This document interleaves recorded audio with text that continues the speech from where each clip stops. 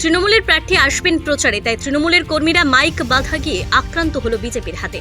কুলতলি বিধানসভার দেউলবাড়ি গ্রাম পঞ্চায়েতের শ্যামনগরের মোড়ে জয়নগর লোকসভা কেন্দ্রে তৃণমূল কংগ্রেস প্রার্থী প্রতিমা মণ্ডলের সমর্থনে পথসভার জন্য মাইক বাঁধতে গেলে তৃণমূল নেতা শ্যামাপদ মাইতিকে বেধড়ক মারধর করে বলে অভিযোগ।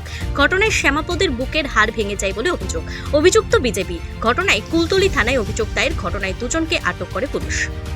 বিজেপির পাল্টা অভিযোগ, তৃণমূলের কয়েকজন তাদের উপর হামলা চালায়। অভিযোগ, বিজেপির সক্রিয় কর্মী জগদীশ সর্দার, তিনি কয়েকদিন ধরেই অসুস্থ। তৃণমূল কংগ্রেসের পক্ষ থেকে ওই এলাকায় পথসভার জন্য মাইক বাঁধার কাজ করছিল তৃণমূলের কর্মীরা।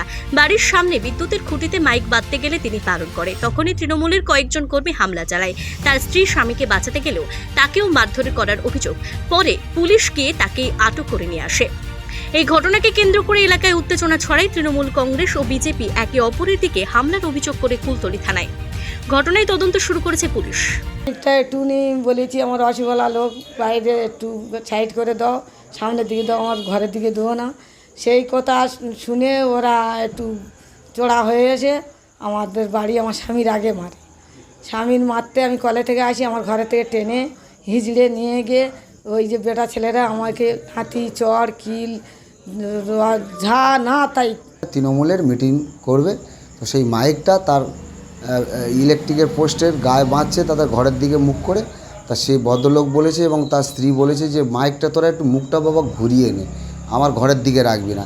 এই কথা বলা আর পুরো তৃণমূলের সব দুষ্কৃতীরা তারা এসে তাকে মারধর করে এবং কপাল ফাটিয়ে দেয় এবং তখন নিজের ঘর থেকে টেনে বের করে মারধর করে।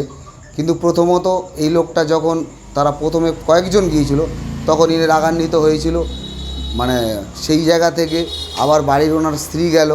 পরবর্তী সময়ে যখন ওরা রাগারাগি তর্ক হচ্ছে, পেরে উঠছে না, এবার তৃণমূলের সবাই গেল, সবাই গিয়ে তাকে আক্রমণ করে তাকে মারধর করলো। তার স্ত্রী ঠেকাতে গেল, স্ত্রীরও মেরে জামা টামা স্যানিটারি সব ছেঁড়াছিড়ি করে দিয়েছে। কন্যা ছিল আমাদের শ্যামনগরের উড়ারমূলা।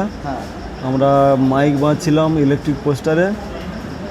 জগদীশ সর্দার এবং ধীরেন সর্দার বলে দুজন এসে, আর সুভাষ মণ্ডল, তারা কোন দল করে? তারা সব বিজেপি করে।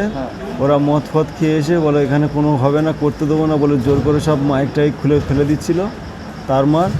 এবার আমরা প্রতিবাদ করতে গেলে আমাদের ধরে পেটাপেটি করে আমার হাত টেনে ছাড়িয়ে দেয় এবং সবাইকে ধরে ঠেকায় এবং অকথ্য ভাষায় গালাগালাজ করে। এটা একটা মিথ্যে অভিযোগ, কারণ বিজেপি পার্টি মিথ্যে অভিযোগ আর মিথ্যে প্রতিশ্রুতি দিয়ে ওরা রাজনীতি করে। বিগত দিনে কুলতলিতে যেমন সিপিআইএম এসইউসিআই পার্টি খুন সন্ত্রাসের মধ্য দিয়ে রাজনীতি করে এসছে, ওরাও মানুষের মধ্যে জাতি দাঙ্গা, ধর্মের বিভাজনের ভিত্তিতে রাজনীতি করতে চাইছে এবং পুরানো দিনের সেই পুনরাবৃত্তি করতে চাইছে খুন সন্ত্রাসের রাজনীতি।